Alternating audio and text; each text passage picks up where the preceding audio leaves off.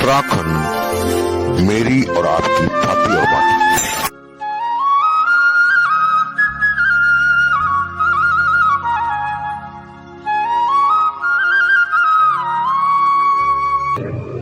नमस्कार, उत्तराखंड में थातिर माटी से मैं ओंकार सिंह कोहली इस वक्त पे हूँ गोविंदपुरी कालका जी। और गोविंदपुरी कालका जी में होने का कारण क्योंकि आपने बहुत सारे वीडियोस देखे होंगे, लेकिन आज एक ऐसी जगह पे बात कर रहा हूँ जो हमारे समाज का एक वर्ग है, लेकिन उस वो वर्ग कहीं ना कहीं हम परिवारों के तौर से आजू बाजू में या हमारे रिश्तेदारी में वो मिलता है, लेकिन शायद हम नजरअंदाज कर देते हैं क्योंकि उस वर्ग पर हमें सटीक जानकारियां नहीं होती और हम उसे हे दृष्टि से देखते हैं और उन्हें दया का पात्र बना देते हैं, जबकि वो वर्ग हमारे जीवन का एक अहम हिस्सा होता है। कभी हमारे परिवारों में मिलता है या रिश्तेदारी में मिलता है या फिर कभी कभी हमारे पड़ोस में भी मिलता है। अधिकतर उस वर्ग को हम तब तक तवज्जो नहीं देते जब तक दया का पात्र चेहरा समाज में सामाजिक संगठनों के प्रयास से माता पिता को काउंसलिंग के माध्यम से जानकारियां देकर समाज में उत्कृष्ट कार्य करते दिखते हैं या देश को सम्मान देते हुए दिखते हैं। तो वर्ग वंचित है, उसी संदर्भ में मैं यहाँ पे सपोर्ट फाउंडेशन एक ऑर्गेनाइजेशन है वहां पे आया हूं और आपको दिखाना चाहूंगा कि उस वर्ग को सपोर्ट फाउंडेशन किस तरीके से आगे ला रहा है अपने जैसा एक समान अधिकार देने के लिए। आइए चलते हैं सेंटर के अंदर।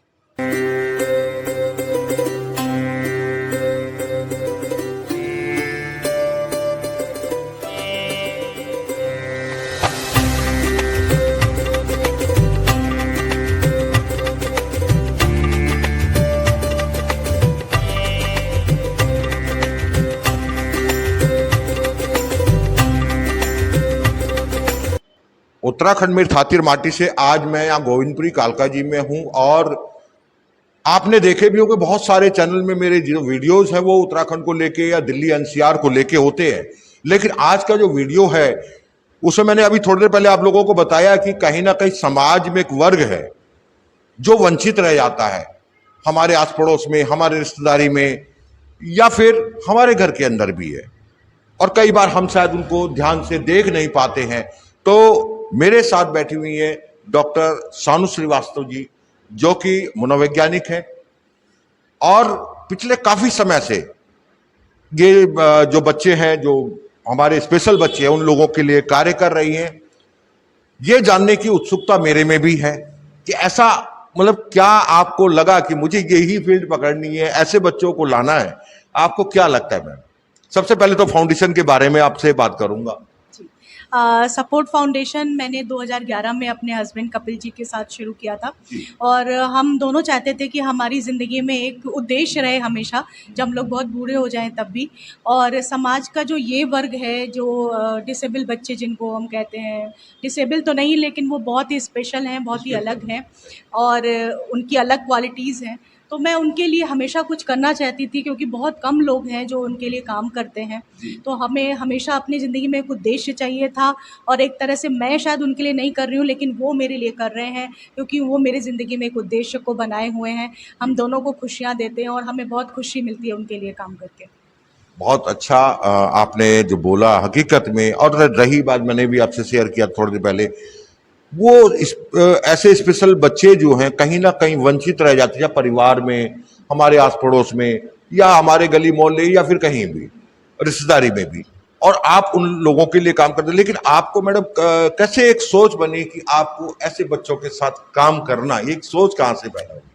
पता नहीं, शायद वो अंदर से है और हमेशा से रही है।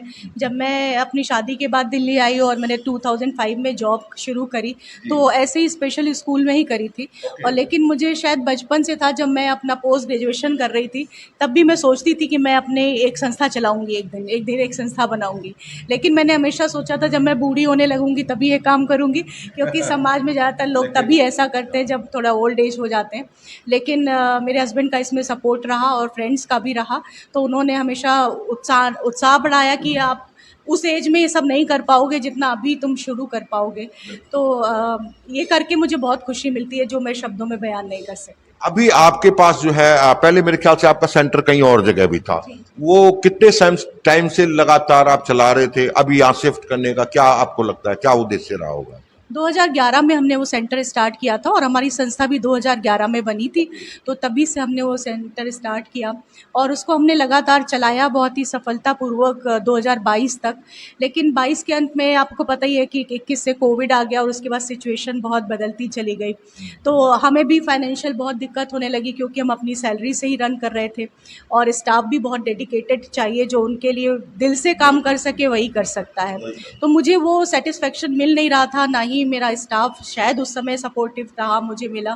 तो मैंने सोचा कि मैं इसको अभी बंद करती हूँ, मैं तभी शुरू करूँगी जब मैं खुद समय दे पाऊँ, क्योंकि मैंने कभी इससे पैसा कमाने का नहीं सोचा, क्योंकि ये हमारे लिए एक बहुत ही अलग तरह की फीलिंग लेकर के आता है। तो किसी मंदिर से कम मैं इसको नहीं मानती। तो इसलिए मैंने दोबारा से इसको अब स्टार्ट किया जब मुझे लगता है कि शायद मैं थोड़ा ज़्यादा समय दे पाऊँगी बच्चों को और मैं खुद डायरेक्टली यहाँ पे वर्क कर पाऊँगी। और इसलिए गोविंदपुरी में मुझे थोड़ी-सी बेहतर जगह मिल गई और बहुत ही सपोर्टिव लोग मिल गए आस-पास, तो मुझे लगा इससे बेहतर जगह हो नहीं सकती और मैंने इसीलिए डिसाइड किया कि मैं यहाँ शिफ्ट करूँ। बहुत बहुत धन्यवाद। और सबसे बड़ी बात कि मैं ये पूछना चाहूंगा इसमें कि अभी तो 2011 से लेके और इस बीच में आपके पास लगभग किस तरीके के बच्चे आए और आपको क्या उन पेरेंट्स का साथ मिला जो आपने जैसे उनको काउंसलिंग करी होगी, बहुत सी चीजें, क्योंकि मुझे तो इस फील्ड का मालूम नहीं है, तो आपने जो जो किया, क्या आपको पेरेंट्स की तरफ से वो सपोर्ट मिला? पेरेंट्स की तरफ से तो बहुत सपोर्ट मिला, वो शायद आज आपने भी देखा होगा, क्योंकि वो सिर्फ एक परिवार की तरह से बन गए हैं। और बच्चे अगर हम पूछे डिसेबिलिटी के नाम पे, तो एमआर बहुत मिले, डाउन सिंड्रोम बहुत मिले, सेरेब्रल पैल्सी के लोग बहुत मिले। बहुत सीवियर ऑटिज्म पे मैं काम नहीं करती, क्योंकि उनके साथ काम करने के लिए बहुत ही स्पेसिफिक होना पड़ता है आपको और बहुत ज़्यादा टैलेंटेड होना चाहिए, मैं उतना अपने आप को नहीं मानती। लेकिन बाकी हर तरह की डिसेबिलिटी के लोग मिले और उसके पीछे अगर कारण मैं देखती हूँ, तो जितने भी मैंने पेरेंट्स को इंटरव्यू किया है या उनको काउंसलिंग में स्क्रीन किया है, तो मैंने हमेशा देखा कि औरतें जो है प्रेगनेंसी के टाइम पे उन्होंने अपना ध्यान नहीं रखा। जो उनको कैल्शियम, आयरन लेना चाहिए था या फॉलिक एसिड लेना चाहिए था, वो सब उन्होंने टाइमली लिया नहीं। काफ़ी लोग थे जिन्होंने हमेशा कोशिश करी कि नॉर्मल डिलीवरी ही हो, उसमें बहुत टाइम लग गया, तो बच्चे को ब्रेन में ऑक्सीजन नहीं मिल पाई, बच्चा ठीक से रोया नहीं तुरंत पैदा होते ही। तो बहुत सारी चीज़ें उनकी प्रेगनेंसी से जुड़ी हुई निकली। जितने भी बच्चे मेरे साथ जुड़े हैं, सबकी मदर की नॉर्मल डिलीवरी है और किसी न किसी को किसी न किसी तरह की प्रॉब्लम हुई ही है। अभी जो यहाँ पे आपने गोविंदपुरी में सेंटर स्टार्ट किया, तो आपको यहाँ पे लग रहा है कुछ लोग हैं ऐसे बच्चे जो आपके सेंटर में आ पाएंगे? क्योंकि दक्षिणपुरी के जैसे मैंने अभी देखे काफी बच्चे यहाँ आए हुए थे, तो इस तरीके का लगता है कि यहाँ भी आपको मिल जाएंगे? बिल्कुल मिल जाएँगे मुझे लगता है। और बहुत सारे बच्चे हैं जो छुपे हुए हैं, उनको मौका ही नहीं मिलता, कोई अपॉर्च्युनिटी नहीं मिलती। पेरेंट्स भी चाहते हैं कि तुम घर में छुप के रहो, कहीं जाने की ज़रूरत नहीं है, लोग भी सपोर्ट नहीं करते। तो मैं इन पे काम करूँगी और निश्चित रूप से ऐसे बच्चों के लिए बहुत बहुत बड़ी जगह होगी, एक बहुत बड़ी अपॉर्च्युनिटी है, तो वो उन तक पहुँचनी चाहिए और मुझे पूरी उम्मीद है कि ज़रूर मिलेंगे। मैडम, मैं आपसे एक निवेदन करूंगा, अगर आप चाहें तो उत्तराखंड में थातिर माटी से मैं आपका क्यूआर कोड हो, अगर आपके सपोर्ट फाउंडेशन का, या फिर अकाउंट नंबर हो, जिसपे लोग अगर सहयोग करना चाहें तो वो डायरेक्ट आपको सहयोग कर पाएं। और साथ में मैं कोशिश करूंगा कि आपके यहाँ का एड्रेस डालूं, ताकि यदि कोई आना चाहे तो आपसे मिल भी पाए। तो आपका क्या मानना है इस पे? क्या आप देना चाहेंगे डिटेल्स, ताकि लोग सपोर्ट करें, या किस तरीके का आप सपोर्ट चाहेंगे लोगों से? मैं तो कहती हूँ कि आप आएँ, आप यहाँ पे अपना समय बिताएँ। आज के समय में एक समय देना, उससे बड़ा कोई काम नहीं है और उनके साथ आप भी सीखिए, क्योंकि वो बच्चे हमें ज़्यादा सिखाते हैं अपनी ज़िंदगी को सँभालना। तो पैसा ही सब कुछ नहीं होता है, लेकिन समय सबसे इम्पोर्टेंट है। आप खुद आएँ और उन बच्चों को जो ज़रूरत है आप वो दें, तो ज़्यादा बेहतर है और बाकी चीज़ें ज़्यादा बेहतर चल पाएँगी तभी। तो मैं इनवाइट करूँगी ज़रूर कि जो भी आना चाहे, हमारी संस्था से जुड़ना चाहे, ये एक ओपन प्लेटफॉर्म है, जो समाज के लिए कुछ करना चाहता है उसका देता ही दिल से स्वागत है। बहुत बहुत धन्यवाद मैडम, शुक्रिया आपने टाइम दिया। Thank you so much. शुक्रिया।